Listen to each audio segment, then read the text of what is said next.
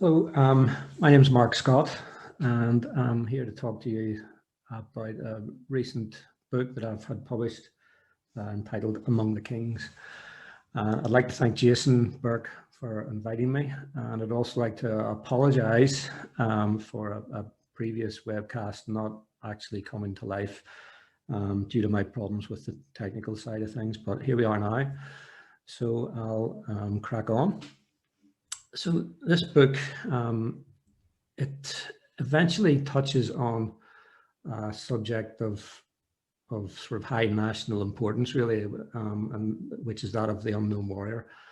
And I'd never set out to write a book about the unknown warrior, but I was led there.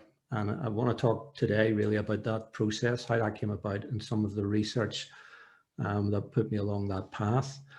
And it basically started with this man. This is my great-grandfather called Jimmy Scott. In this photograph, you can see he's a sergeant. He was a sergeant in the 14th Royal Irish Rifles, the Young Citizen Volunteers. He's mounted here on a horse. It's a terrific photograph. The photograph was taken actually by George Hackney, who was the subject of a previous book that I'd written, and also a BBC Northern Ireland documentary. He served in this battalion and was a corporal in the same company, B Company, as Jimmy Scott. So the 14th Rifles were an infantry battalion. Jimmy here is, as you can see, he's mounted, he's on a horse. And this photograph we know was taken in Seaford in East Sussex, just before the battalion deployed to France. And I think really the context of this image is that Jimmy Scott has come out to the ranges.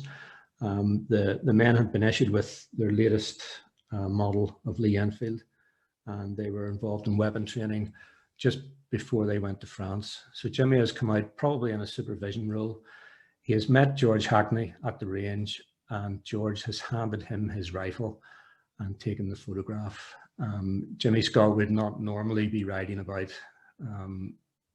in this manner, and certainly not the horse hasn't got the leatherwork to kit it out to actually carry the rifle. In closer inspection, we could see actually that the rifle had a couple of particular modifications that were peculiar to George Hackney himself. So we think that's the context of that image. Jimmy Scott was killed in action in January 1917, and among effects that were returned to his widow, Jane, in Elm Street in Belfast, was a little notebook. And this notebook came into my possession in 2012, just before I was due to go on my first tour of the battlefields of the Somme and Belgium. This is the notebook. It's a New Zealand Shipping Co. pre-printed diary, 1916 diary. And on the front cover, you can see some text there that comes from Shakespeare's Henry V, the famous St. Crispin's Day or Band of Brothers speech. This is quite apt when we go on to look at the contents. Now, it was pre-printed. There's various, quite a lot of pre-printed material in the little diary. It actually serves almost like an almanac. There's also little parts of fieldcraft, military fieldcraft, Morse and semaphore, and things like that. But then we come to the section that Jimmy has written in. He doesn't write very much in this, to be honest. A lot of it is empty, empty pages. But here we have, there's one list of names and dates, and in brackets beside them, we can also see locations. So at the top, for instance, with W. Leach, 21st of March, and in brackets, Forceville. Then we've got G. Doherty, W. H. Granger, the name Otwil near Martinsart. And the final list there, killed night of 5th of May, which was 1916.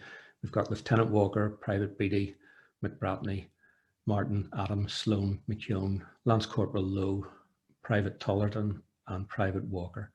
So I was handed this just before I went to France and I was going with a friend of mine, Stephen Kerr, who had been many times and has been many times since. And he knew straight away that these locations were the locations of cemeteries. So you have Forcefield, Hamel, Auteuil. And so the first thing we did when I arrived there, we arrived in France, and I drove to Auteuil Cemetery. And when I got there, it's a particularly beautiful cemetery. The setting is fantastic. It's basically built on a slope that leads down to the River Ancre, not far from the back of Thiepval Wood. And I arrived there, went into the cemetery, and there before me was a row of gravestones that matched the names in Jimmy Scott's notebook. So at that point, it really impacted on me that I was standing here, and it was springtime when I was there first, and I thought that on a morning quite similar, Jimmy Scott would have been standing there on the morning of the 6th of May 1916, and these men bodies would have probably been laid out in front of him, and for whatever reason he went along and he made a note of each one. So that had quite an impact on me, and I decided at that point that I would research each of the names in the book. I didn't know anything about my great-grandfather then, or about his military service. And my reckoning was that if he had taken the time to write these names, if I can trace the families of these men today, the modern descendants, what would they have? Would they have a notebook or some material that relates to my great-grandfather? And it was quite a simple line, if you like, of inquiry, but it was one that, as I'll explain, turned up trumps. So the particular night that those men were killed, George Hackney, again, the photographer, he recorded the devastation the morning after. And here we can see a frontline trench at Thiepval. We know it's frontline because there's a fire step on the trench at the bottom where the soldiers could then stand on and fire their weapons over the parapet. And there's also wire spigots and fresh wire, ready to be taken out to repair damage in the wire in front of the front line. This was the result of a bombardment, which was in retaliation to a trench raid carried out by Lancashire Fusiliers just to the right of the positions that the 14th Royal Irish Rifles were holding. So the Royal Irish Rifles really took the response, the German reaction to this raid, and hence the row of names in the cemetery and the list of names in the book. The men, incidentally, most of them were buried alive when a trench collapsed as a result of the bombardment. There's a second list of names, and it's the way that it's been written, the way the list has been written has changed. So instead of having a name and a location of a cemetery, we then have, for instance, Mrs. J. Campbell, 33.5 William Street, Newtonards, Mrs. Irvine, Mrs. Brankin. So we've got surnames, and these are obviously the names of wives or mothers of the men that Jimmy Scott has served alongside. There's about 3 pages of these names, and they cover most of Greater Belfast out to Lisburn and down towards Bangor and Newtonards.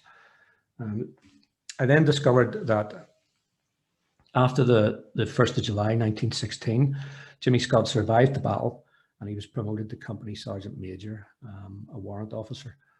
And I believe at that point, there's in the records held at the Royal Ulster Rifles Museum at Waring Street, there's a note of him being given leave after the battle in October 1916. And he gets quite a substantial amount of leave. He gets 3 weeks in total. So I believe he has come home and he has attempted then to visit the people named in his little book for whatever reason, we don't know. Some of the names you can see there have a tick at them and some have an X.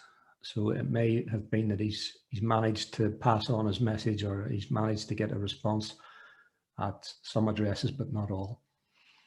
So there's one name at the bottom, and I couldn't decipher what it was. It looked like Fitzy 2 Roden Street, or possibly 72 Roden Street.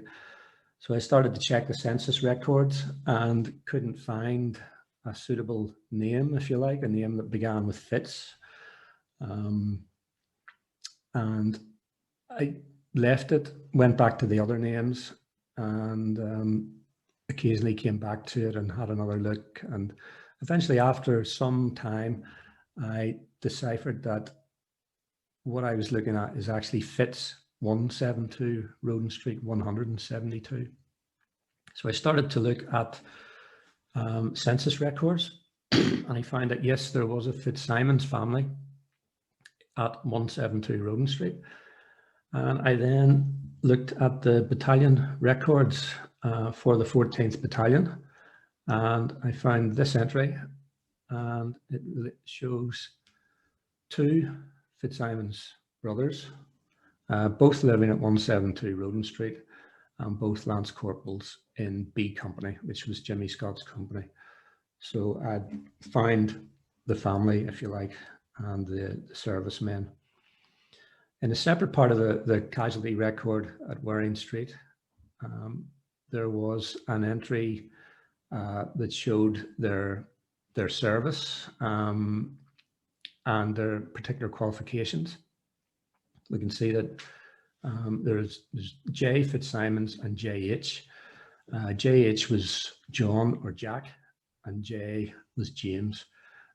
James, you can see there, was awarded the Military Medal on the 1st of July 1916 and was promoted to sergeant on that date. He was a first-class bomber, as was Jimmy Scott.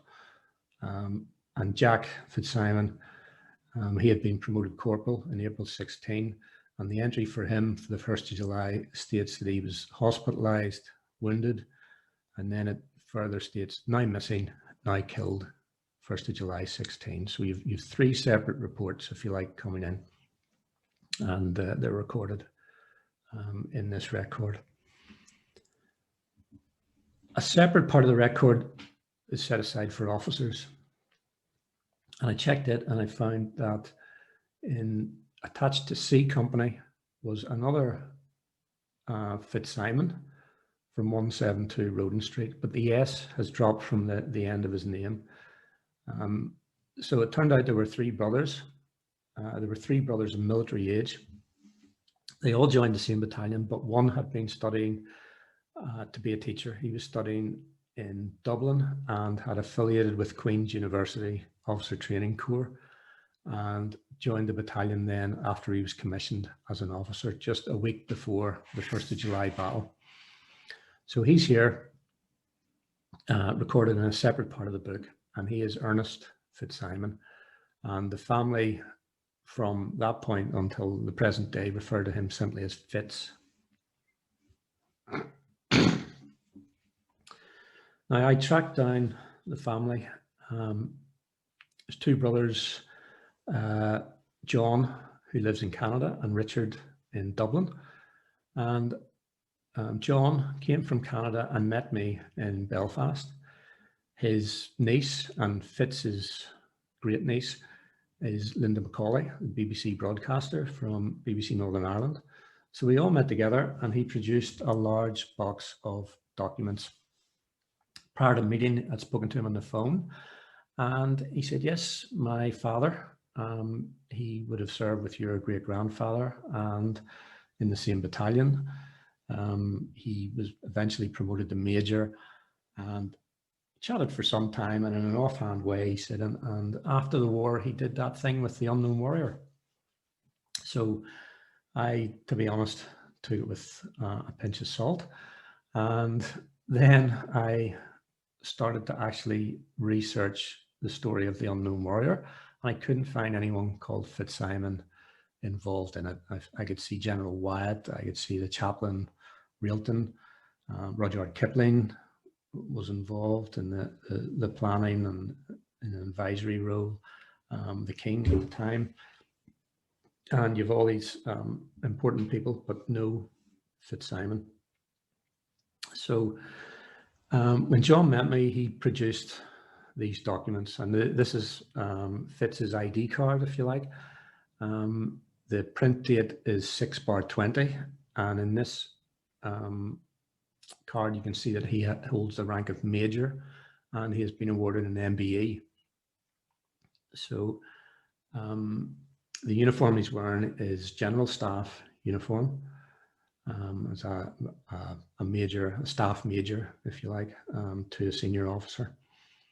So I started to go through more of the documents, and there were a number of photographs which I'd never seen copies of before that obviously showed images of the Unknown Warrior operation on the French side of the channel. So now that I had the identification card, if you like, of Fitz, I could tell what he looked like, and I could place him in these photographs. And it appeared that he did, on the face of it, have some involvement in the Unknown Warrior operation. But at that point, I knew not what that was. So John, his son, he told me of a number of little stories. And the first one was that he said he'd explained that his father was involved in the planning of the Unknown Warrior operation on the French side, and that part of the plan involved him organizing a gun carriage, and the gun carriage would come and collect the body of the Unknown Warrior after it had been selected and it had been brought to the citadel at Boulogne.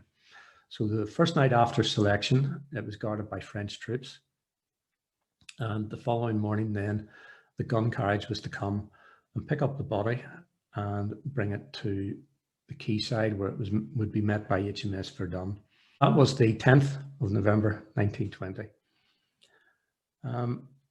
Now, John had told me that, yeah, his father had arranged for the gun carriage to come, but when the French troops arrived to pick up the body, they had arrived with a general service wagon, and that his father went into a rage when he saw it. He was waiting at the quayside at Boulogne, and when the wagon pulled up, he couldn't believe it, because he had arranged that a gun carriage would be used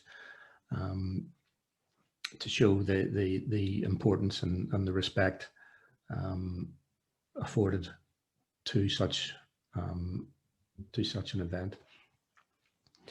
So I began to examine the photographs in the collection, and this battered version of an image, which I've since found a high quality original version of, and it shows the gun carriage, or the lack of gun carriage, if you like, the general service wagon at the quayside at Boulogne. We can see Marshal Foch in the foreground and General MacDonough standing behind him. In this version, there's a bit of a crease in the photograph at that point. And over to the right, on the high resolution version that I was able to obtain from the Imperial War Museum, I could see Ernest Fitzsimon. He's in the photograph. You can see him. He's wearing a black armband.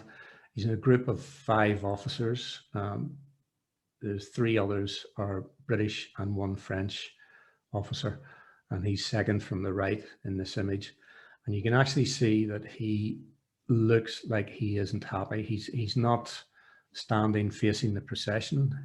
He appears to be having words with those around him, the officers around him.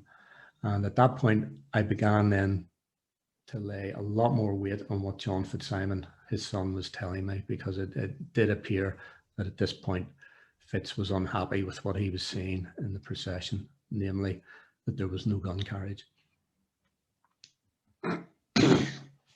So I started to look at the actual story of the Unknown Warrior, and the accepted narrative had been laid down, if you like, in 1939, I'd noticed that in the press, practically every year since the operation took place in 1920, a story has appeared somewhere in the press, and it was obvious that reporters were trying to establish deeper facts, if you like. They're starting to delve further into the story, and some untruths were coming to light. And it appears that General Wyatt, to try and put the record straight, he wrote an open letter to the Daily Telegraph in 1939. And in it, he stated his instructions, if you like. And they state, in October, I received a notification from the War Office that King George V had approved the suggestion and the proposal that the burial should be in Westminster Abbey on November the 11th. I issued instructions that the body of a British soldier, which it would be impossible to identify, be brought in from each of the 4 battle areas, the Aisne, the Somme, Arras and Ypres, on the night of November the 7th, and placed in the chapel of St. Paul. The party bringing in each body was to return at once to its area so that there could be no chance of their knowing on which the choice fell. Reporting to my headquarters office at St. Paul at midnight on November the 7th, Colonel Gale, one of my staff, announced that the bodies were in the chapel and that the men who had brought them had all gone. With Colonel Gale passing the guard, which had been specially mounted, I thereupon entered the chapel. So he goes on to describe at that point how he selects one body, and that one body becomes the unknown warrior. The problem with this account is that he states that this happened on the night of November the 7th. Now, I discovered that once I started to work out the timeline from that point, the dates didn't add up. There was one day missing, and where there was no account of what happened to the body. And if I tried to work events that I knew as fact from November the 11th, which was quite publicly when the body was brought to Westminster Abbey, again, I found that I was one day short and arrived at November the 8th, not as General Wyatt has stated here, November the 7th. So there were inconsistencies with the story. There were things that weren't adding up. I then found that there were, in amongst the photographs held by John Fitzsimon, there were a number of group photographs, and there was also a series of photographs that were taken at Amiens Cathedral at an event, a memorial event that was held on the 7th of November, the same date that General Wyatt states the selection took place. So that aroused my suspicion that if the men were involved were supposed to be at St. Paul, how could they have been at Amiens Cathedral at the other event? So I decided then to try and, in the same way that I had tracked down the names in Jimmy Scott's notebook, I just decided then that the best way forward would be to try and identify as many people as I could from the photographs that John Fitzsimon had produced that had belonged to his father. So there were a number of group photographs in the collection with no annotation. And I started the task again of, I was thinking that if I could identify people in the photograph, find out their names and track down what they knew and what they have in an archive, has there anything been kept relating to the unknown warrior? And again, it was a long shot, but it seemed reasonable for me. I set upon then trying to identify as many as I could, which weren't that many, to be honest. You can see this group photograph here, and I have those identified, named. In the center, the easy ones, if you like, were Brigadier General Louis Wyatt and Lieutenant Colonel Gale, his second in command. Again, General Wyatt had written the account that appeared in the Daily Telegraph, and it was dated, the operation, if you like, start date was stated as the 7th. So to try and counter that or to correct it, I would need a, you know, a similarly ranked, if you like, account. One of the first people that I was able to identify in this group shot was Vera Brody, a lady she was an officer in charge of the Queen Mary's Women's Army Auxiliaries based at St. Paul. And you can see her here in the left of the photograph in the front row. I found a letter that referred to her in the Fitzsimon collection, referred to her name. I researched the name and found that Vera Brody had served in France since 1915 as a voluntary aid detachment nurse. And at the end of the war, she transferred into the Women's Auxiliaries, and she took up a position in charge of the other ladies based at St. Paul. She was a senior administrative officer. I then started to search online and found that she had two papers written by her had been lodged in the National Army Museum archive in Chelsea and London, and I could read them online. And in one of them, she gives, there are two accounts really. They appear to have been written perhaps for a sort of after dinner or similar type of talk. And one, she states she writes about her basic service and where else she served and some war experiences. And she then writes about the end of the war. And she states, and I'll quote from one of the documents, as I say, they can be read online at the National Army Museum website. And she states, "We were finally demobilized at the War Office and visited the Command Pay Office the next day, 27th of September 1921. That was the official end, but the members unanimously felt that they would, as their last act, like to take some flowers to the cenotaph. So at 10 a.m. on the 28th, as many as were available, all had subscribed, met at Whitehall, and we laid our wreath at the foot of the cenotaph to the boys who, unlike ourselves, would not come back. We then went to Westminster Abbey to visit the grave of the unknown warrior. We from St. Paul have a special feeling towards the unknown warrior, as it was in our camp that he was chosen from other unknown soldiers, and it was in our camp chapel that he lay the night of the 8th, 9th of November 1920, before being carried to Boulogne and England and Westminster Abbey." So she clearly states there that the selection, if you like, of the unknown warrior took place on the night of the 8th and into the 9th of November 1920, and not the 7th, 8th, as General Wyatt had previously stated in the letter to the Daily Telegraph in 1939. So her second account, again, she makes reference to the unknown warrior, and in it she states, I quote, "From our camp went out the body of the unknown warrior. On the night of November the 8th, 1920, 3 remains of unknown soldiers were brought in separately by ambulance from 3 different battle areas and laid in our small camp chapel. The GOC, General Wyatt, went to the chapel, chose one of the remains and placed him in a simple little wooden coffin, and guards were posted. Very few people knew what was going on, but next morning a notice was put up saying the camp chapel will be open from 10:30 to 11:30 hours in order that all ranks who wish to do so may view the coffin containing the remains of the unknown British warrior. The house thrill in the camp all that day was marvellous. The unknown warrior was taken to Boulogne in an army ambulance with a bodyguard of 8 sergeants. There the French army took over until next morning, when the unknown warrior in a magnificent coffin sent out from London was taken over by an escort of the Royal Navy. The beginning, so simple and sincere, was wonderful." So again, we have her stating that the selection of the body took place on the night of the 8th of November 1920.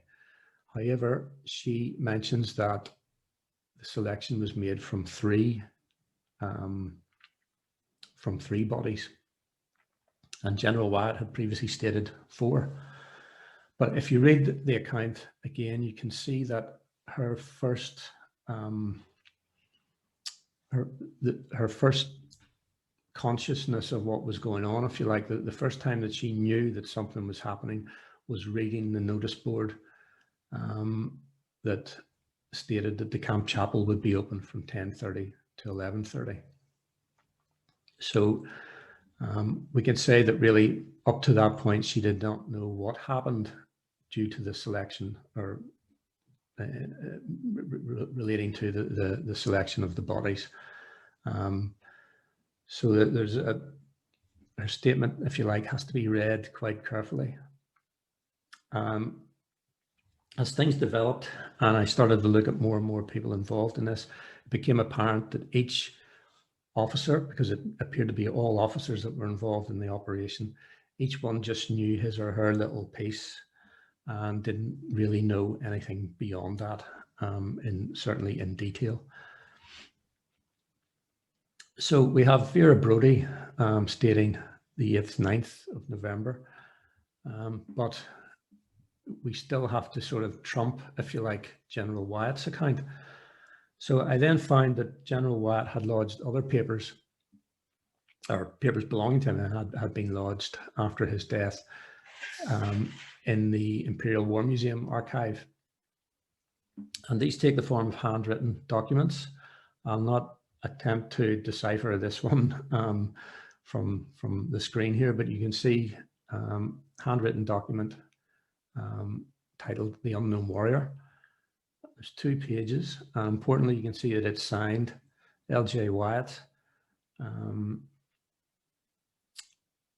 Kirby Lonsdale, which is where he lived at the time in England, and the date there is the 28th of November 1935. So this is prior to the Daily Telegraph account. So it's a more contemporaneous note, and importantly, it's an original document, original signed and dated document. So thankfully, there is a typed version, identical typed version along with it. And I can read quite clearly from it. He states, first of all, there's a little anecdotal story, if you like, that after he had been given his instructions and given his orders from the Adjutant General to carry out the selection process for the Unknown Warrior, he states that he had a bit of a dilemma. He questioned himself as to whether the idea was going to work or not, or whether it be accepted by the public. And he states that I was asked what I thought about it and said that it was a wonderful idea. The suggestion was placed before His Majesty, who immediately approved. It's rather interesting that after approval had been given, I attended a large luncheon party, and at it, I was asked what they thought of the proposal to bring over a body. And only one person out of 24 agreed that it was a wonderful idea. The rest said it would never appeal to the English. So you can see that he must have had some doubts in entering into this operation. There was only some 3 weeks from when the orders were issued up until November the 11th to have the job done, if you like. And he states here again that arrangements were left to him, the arrangements were left to me, and I decided that, and I quote, A, the body must be a British soldier, and that there could be no means of him being identified. B, body should be chosen from each of the 4 big battle areas, the Aisne, the Somme, Arras, and Ypres. C, the body should be brought in to my headquarters at St. Paul and placed in the chapel there on the 8th of November 1920. And D, the parties bringing the body should at once return to their areas. And he continues, I quote, at 12 midnight, the 8th and 9th of November, it was reported that the 4 bodies had arrived, and accompanied by Lieutenant Colonel Gell and my staff, I went to the chapel. And he talks about carrying out the selection. So we have it very clearly there from the horse's mouth, if you like, that the selection took place on the 8th and 9th of November, which is corroborated by the statements of Vera Brody. So this date issue, we can now say is resolved, and the timeline of the operation actually fits what we could see on the ground. The problem being that it was a secret, covert operation up until this point, up until the 9th of November. And from that point on, it became very public. Each step of the way, quite literally, was covered from that point by the press. And there are photographs and footage to show them what happened and to map out the journey, if you like, of the unknown warrior from St. Paul to Westminster Abbey, where he was interred on the 11th. So we have an account then that, if you like, resolves the issue of the date. And one of the other people who I identified in the group photograph was called Cecil Miller Smith. And he was from Dromore, County Down. And I think it's significant that as I started to delve into this, I realized there were a number of Irish officers involved at this level of the operation. We've got Fitz, who it turns out in recently uncovered footage states that he was the executive officer in charge of the operation in France. General Wyatt obviously was ultimately in charge. And we then discover then that Cecil Smith was involved. And in one of the accounts, quite a recent account that appeared in the press, as I mentioned before, almost every November we get a rerun of the story of the unknown warrior. And a letter was posted in the press by the Very Reverend Neil Collins on the 15th of November 1980, quite relatively recently speaking. Neil Collins was a chaplain of Westminster, and he had been for 5 years before that date.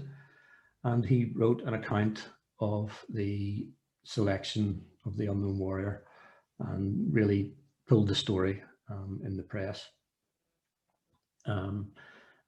He, as many journalists have done since the 1939 account was published, relied on General Wyatt's narrative to tell the story. And he includes, for instance, the 7th of November date. And he also includes the point that the bodies that were not selected were reburied in the military cemetery at St. Paul, which was close by the headquarters where these soldiers were based at that time. General Wyatt states this in his 1939 account, and the Reverend Collins repeats it.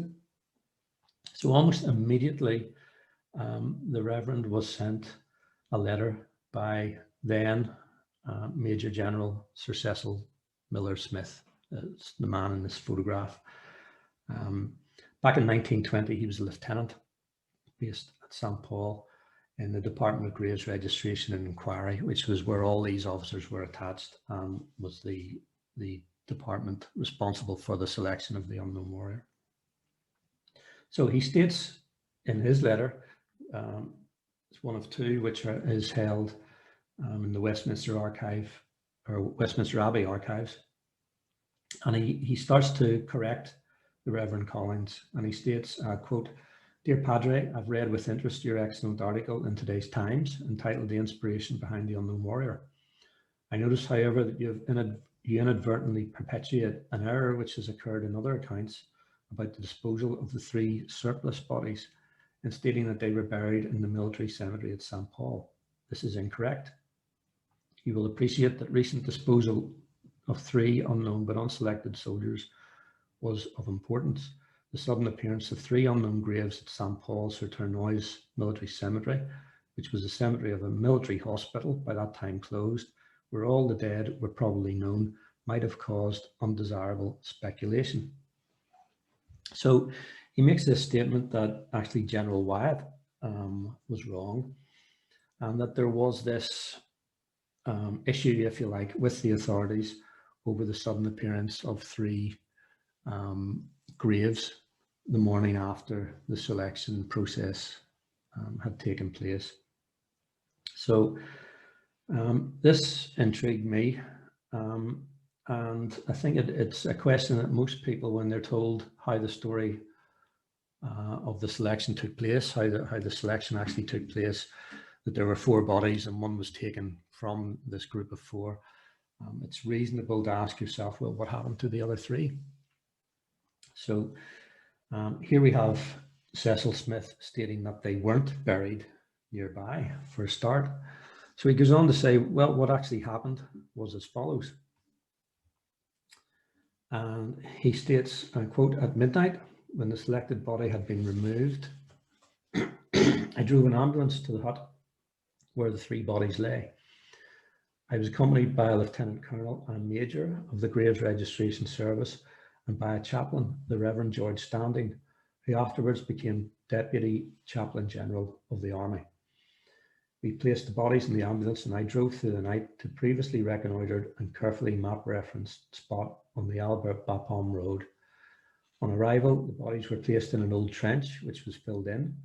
The Padre held a short service. Later, it was checked from GRE burial records that the remains of 3 unknown soldiers had been recovered at that map reference, where we had left them, and had, of course, been buried under that description."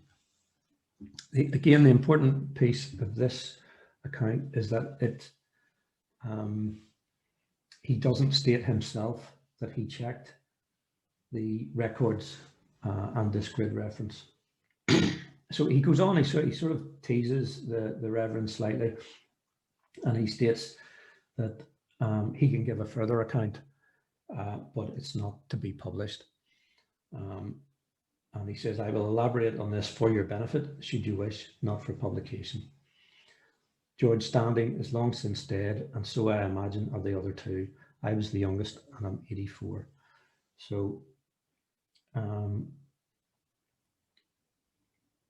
the Reverend then replies back and asks for this further account, and Major General Smith obliges. And the important thing here is that he before I go into that, is that Cecil Smith, he was a lieutenant at that time, which is quite a low-ranking commissioned officer, if you like, but yet he's been given the job of obtaining and driving this ambulance through the night. I also found an account from an officer called Cedric Hardwick, who again was a lieutenant. He later went on to become a Sir Cedric Hardwick. He was an actor before and after the war, and he was the youngest actor to be knighted prior to Laurence Olivier. And he writes in his memoirs dated 1933 that he was given the task of guarding the body immediately after it had been selected, the body of the unknown warrior. So again, you have a lieutenant carrying out a guarding role, if you like, a job that would probably be probably have been given to a private or a corporal or an NCO. So it turns out that when you look at all this, that the operation was carried out by officers only. There were no other ranks involved in it. So in the second account then that Cecil Smith sends to the Reverend Collins, again dated November 1980, it comes under a heading, "Disposal of the 3 bodies not selected as the unknown warrior." So he's specifically relating to this issue. He states, "Presumably it was thought that the sudden appearance of 3 unknown British soldier graves at St. Paul, Sir Turnoy's military cemetery, may appear a little odd, particularly as that cemetery, having been filled from a military hospital, probably had no other unknown graves." By that he means that the bodies of the men who died in the hospital would have been known to the nursing staff there as they were treating them. They wouldn't have been recovered from the battlefield in the same way that the unknowns, if you like, had been. So I quote again, the plan as related below was therefore brought into effect. Reconnaissance was carried out, personally by a Lieutenant Colonel, name not recollected, of the Graves Registration Service and Major Williams of that service in an area some distance northwest along the Albert-Bapaume Road, which was known to be under active search. So this was searched by the DGRE, the Director of Graves Registration and Inquiry. They would have grave registration units out covering the battlefields and trying to recover as many bodies as they could. You will appreciate that the search for bodies was going on continuously along a settled plan. The idea was that the bodies should be deposited under earth cover in the area where they would be found by the searchers and re-interned as unknown British soldiers. I was detailed to draw an ambulance car from workshops. I duly did so, making sure that the vehicle, a Daimler, which I had assumed had been recently overhauled, was complete with oil, petrol, water, spare wheel, toolkit, and so on. At midnight, the 7th, 8th of November, so again, he refers back to the 7th and 8th date. I took the vehicle to the hut where the 3 bodies then lay. You will appreciate that by November 1920, the majority of the bodies of soldiers buried were little more than skeletons, with perhaps a few rags of clothing. This applied particularly to unknown bodies, many of which had probably been blown to pieces in the first instance, and none of which, including the unknown warrior and his companions, would be more than a bag, in brackets, sandbag, full of the approximate bones, including a skull, to make up a complete body. As we were not going to dispose of the temporary coffins in which they had been brought in from the areas, we had little of substance to carry. The crew of our vehicle, an ambulance had been selected as appropriate, but an ordinary touring car would have sufficed, consisted of second-class chaplain to the forces, Reverend George Standing, the Lieutenant Colonel mentioned above, who he still doesn't name, Major Williams, and myself.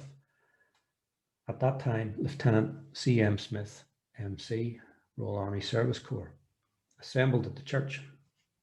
As driver, I took no part in handling the bodies, but these were placed in the back of the vehicle on one side, the 3 live passengers occupying the other side. No one volunteered to ride in front with me. It was a bright, frosty, moonlit night.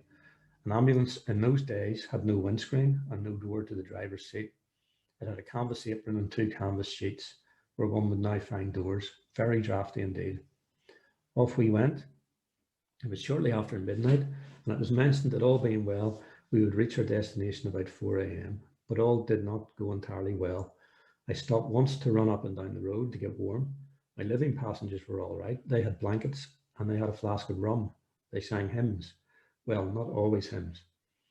Then there began an ominous popping in the carburetor. It got worse. It could only be one thing, water in the petrol. Not an unusual happening, as stocks of army petrol were used up. There was only one cure. Take off the top of the carburetor float chamber, remove the float, mop up the petrol water mixture with a rag, having turned off the petrol, and turn the petrol on again in the hope that there would be no more water. I had a flash lamp and the necessary tools, but I found that in this engine, the float chamber was under the inlet manifold, and a nut had to be slackened to allow the carburetor to swing out from under the manifold, as there was not room otherwise to lift the cover. But the nut was seized and all my efforts could not move it. So he goes into this remarkable detail of the particular type of engine in this Daimler ambulance. And he goes on, he continues, I quote, "So on we had to go at a much reduced speed and sounding like a machine gun.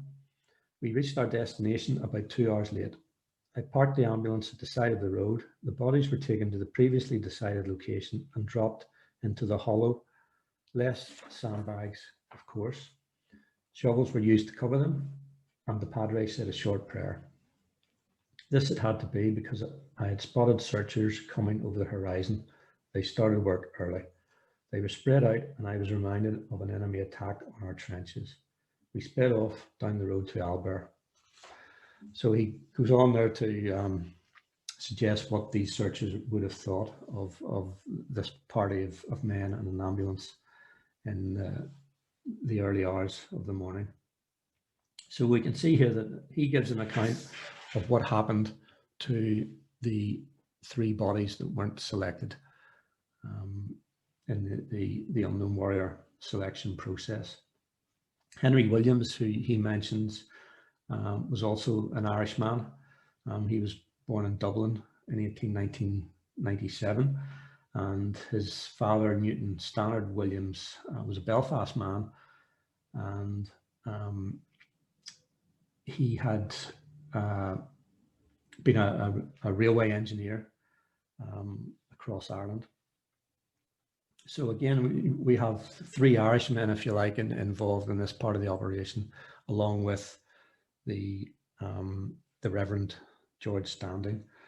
So you've Smith and Williams standing in the ambulance, and you have Fitzsimon Fitz from Roden Street in the planning role.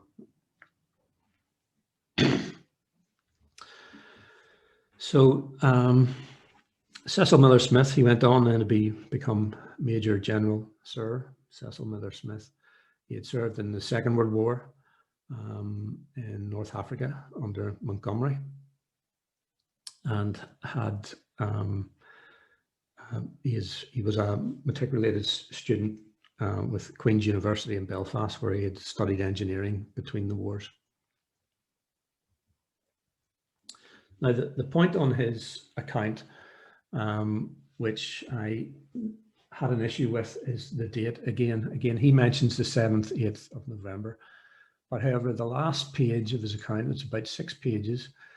And on the final page, he writes, it's like a little anecdote, really, but if we pull it apart, we can nail down the date issue again with it. And he states, again, this is writing to the Reverend Collings, nothing to do with the disposal of the bodies, but the following may amuse you. Williams and I were offered a lift by car to Boulogne that evening so that we could see the ceremony at the quay the next morning. We get there and find a room in a hotel, having previously been to see the unknown warrior under his French guard. So this would have been at the Citadel in Boulogne. I forgot to give a call order, and being very weary after loss of a night's sleep, we slept until 9 o'clock. Not really knowing exactly where our hotel was, we pulled up the blinds, and there below us on the quay was the ceremony taking place. So we know that from General Wyatt's second account, or the second found account, his initial 1935 account, the selection took place on the 8th, 9th of November. So the body was then taken to Boulogne, where it stayed overnight under the French guard that Cecil Smith mentions here, from the 9th into the 10th of November. And then on the morning of the 10th, we know, particularly from the photograph that I showed you at the start of the presentation, where we see Fitz and Marshal Foch at the quayside alongside HMS Verdun, so that we know as a fact that that was the 10th. So when we start to add in what we know to this final page of his account, we can see that he is mistaken in stating that the selection took place on the night of the 7th into the 8th. So it's okay correcting these things, but the date issue becomes important when we start to look at another document. Now, Cecil Smith mentioned that he wondered why no one had ever checked the cemetery at St. Paul. I actually had done some years ago and could find only one unknown burial, and it's partially unknown. You can see here a soldier of the Great War, but he has a date, 5th of July 1916, known unto God. So again, as he points out, the 3 burials, if you like, there aren't 3 unknown graves side by side conveniently located at St. Paul. That he is correct in suggesting that that wasn't the case. Just as a sideline, in amongst the Fitzsimon material, there's this photograph, interesting photograph, and it's titled Ireland Hockey Match, Ireland v the Rest of the World, 26th of the 10th, 20. So we can see this was taken at around about the relevant time. And in it, in the back row, we can see Cecil Miller Smith in the end. We can see Ernest Fitzsimon in the middle, and Henry Williams beside him, just to the right of Fitz. And it's interesting that the Ireland, if you like, could field the team, but the rest of the world were obviously made up of a mixture. There wasn't an England or a Wales or a Scottish team, and it may have been indicative of what was going on in Ireland at the time. Bear in mind 1920, the run-up to partition. It may have been the case that these officers had been offered the chance to remain in France and carry out this burial retrieval work, or they could come to Ireland and take their chances in what was turning out at that time to be a revolution taking place. Fitz in particular had a very strong intelligence background, and there were a number of ex-intelligence British officers targeted in violent attacks in various parts of Ireland at that time. So it may be, I've still to carry out more research on this, and again, the others in this photograph remain unidentified at the minute, but it could be the case that that was the choice that they had, and the reason why there is such an Ireland heavy, if you like, presence within the department, or the Director of Graves Registration and Inquiry. Also in the archive was this photograph, and the photograph actually shows on the left the Reverend George Standing, a younger, much younger Cecil Miller Smith as a lieutenant, Major Henry Williams with the light coloured breeches, and on the end Ernest Fitzsimon, Fitz. So again, you know, was this the photograph of the ambulance crew, if you like? And it's interesting when you look at it closely, you can see that Fitz is actually wearing normal dress trousers, whereas the other three men are wearing boots and puttees, as if they have either been out in the field, if you like, or about to go and do so. So it could be that this photograph was taken either side of the selection process, either the day before or the morning after. But whenever it was taken, it does show the three men in the ambulance crew and Fitz, who effectively directed them. So in about a year ago, at the end of 2019, I began working with a film company called Squeaky Pedal Productions, Pete Roche and Jason Davidson. And again, they assisted me, if you like, and we helped each other in trying to identify the lesser known and lower ranking people involved in the operation. And they turned up a document that was recorded in the archives of the National Archive at Kew. However, it was held at Westminster Abbey. So it wasn't apparently clear of where the document was or what relevance it had to the unknown warrior. They went to Westminster Abbey and had a look at the unknown warrior file held there. And they were then shown this additional set of documents that related to this man, Captain A.J. Fisher, Albert John or Jack Fisher.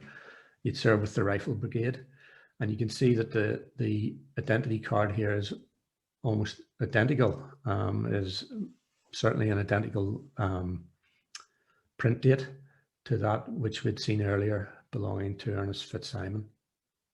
And you see a photograph here of Captain Fisher. Now, along with it was a remarkable document. It's a document dated the 6th of November 1920, and it was headed Secret, addressed to the OC GRU 14, Canicore, BC.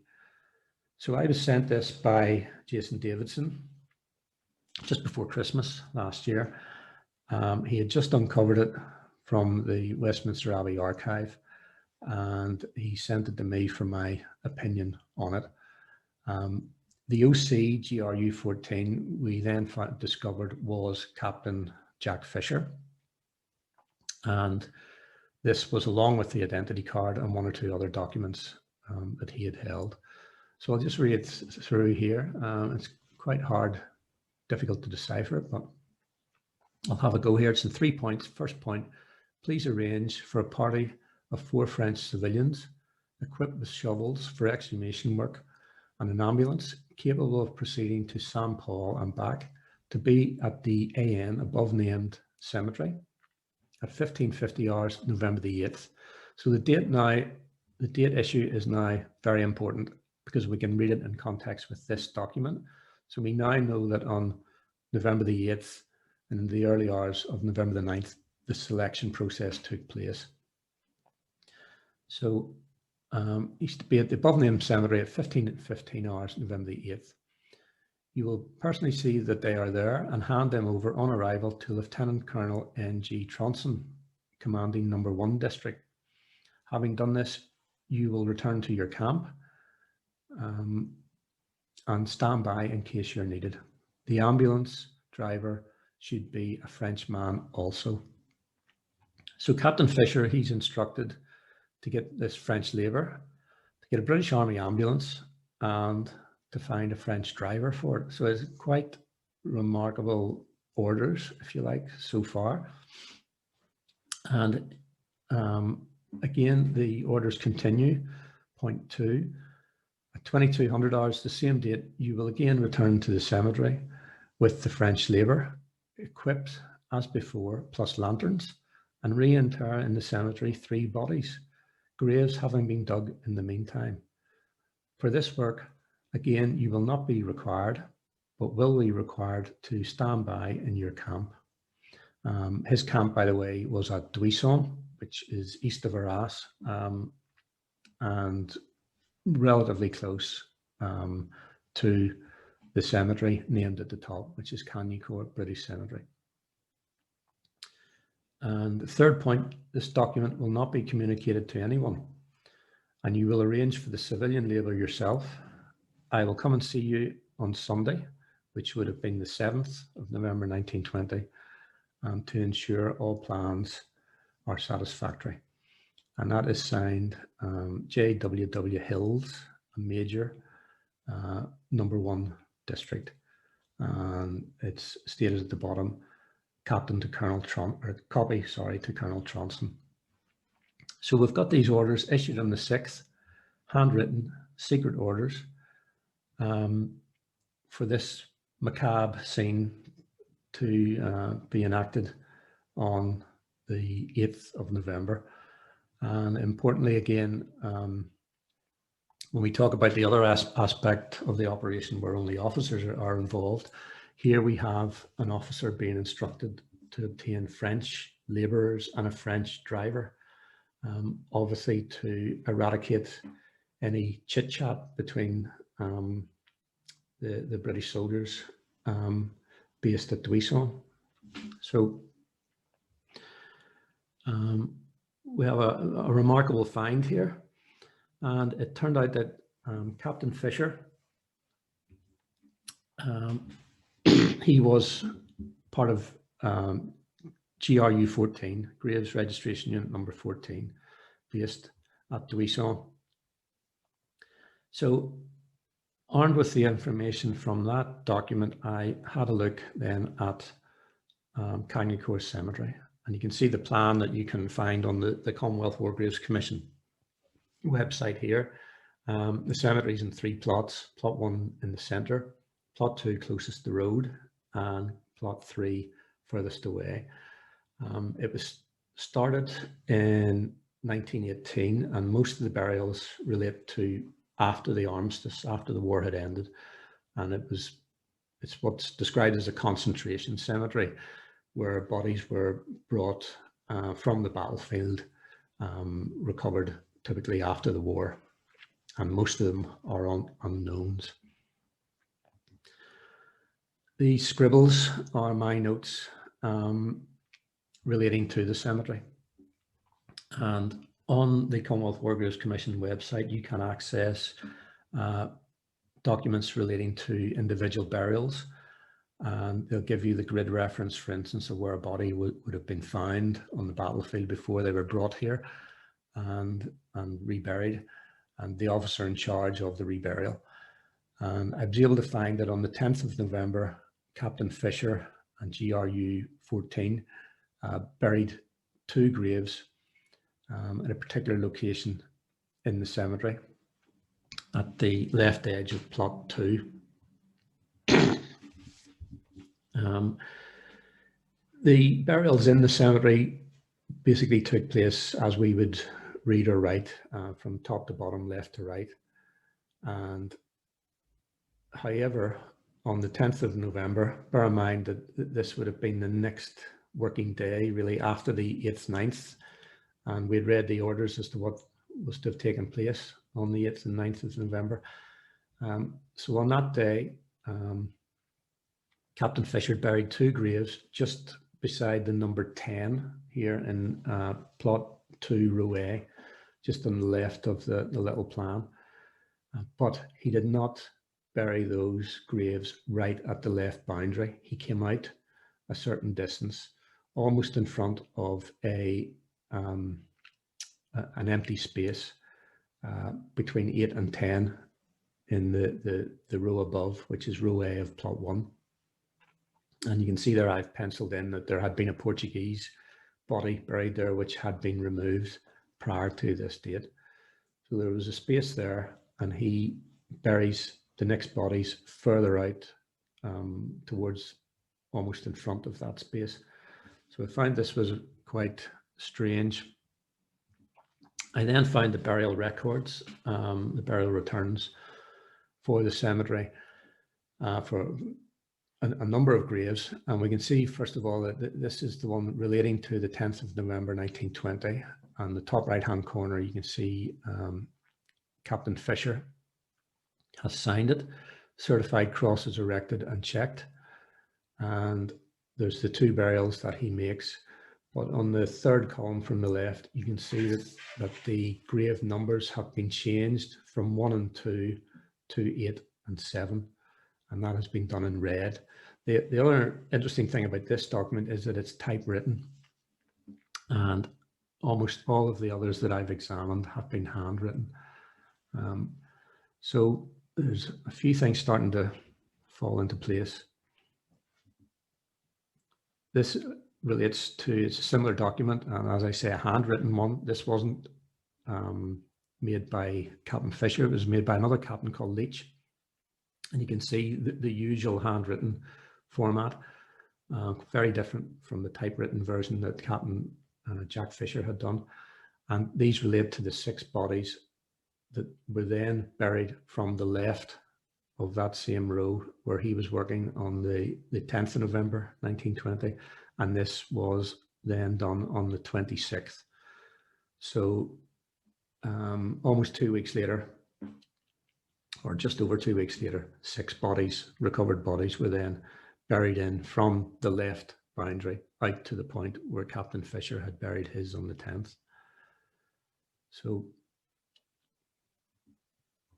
this is Cagney Cemetery today, and I was lucky enough to make it there in January of last year, just before lockdown and the travel restrictions that are now upon us. And what I basically state in my book is based on the information we have now, and the new information that we can now put into context. I can say that if Captain Fisher's orders were carried out, and with nothing to say that they weren't carried out and that they were orders, the 3 unselected bodies were buried in this cemetery. And when we look at the cemetery today, just left of the center of the 3rd row, there is a gap.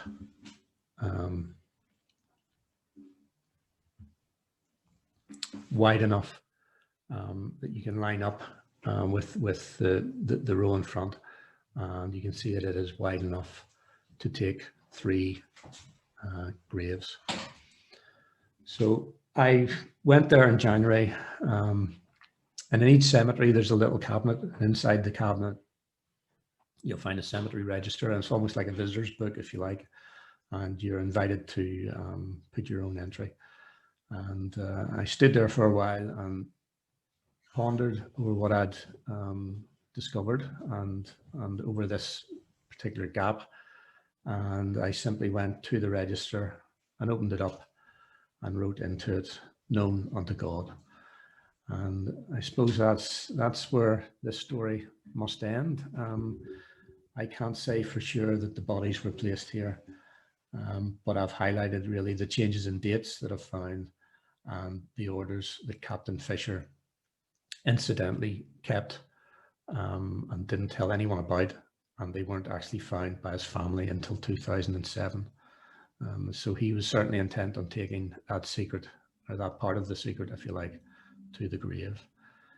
So I've written all this and much more, and the other men who were named, written about the other men named in Jimmy Scott's little notebook, and it's all contained in my book, Among the Kings, which is published by Colourpoint Books, Blackstaff Press, and you can obtain it at one or two bookshops. There unfortunately aren't too many left.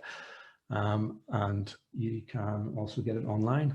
And I'd like to thank you again and thank Jason Burke for inviting me to give this presentation. Thank you.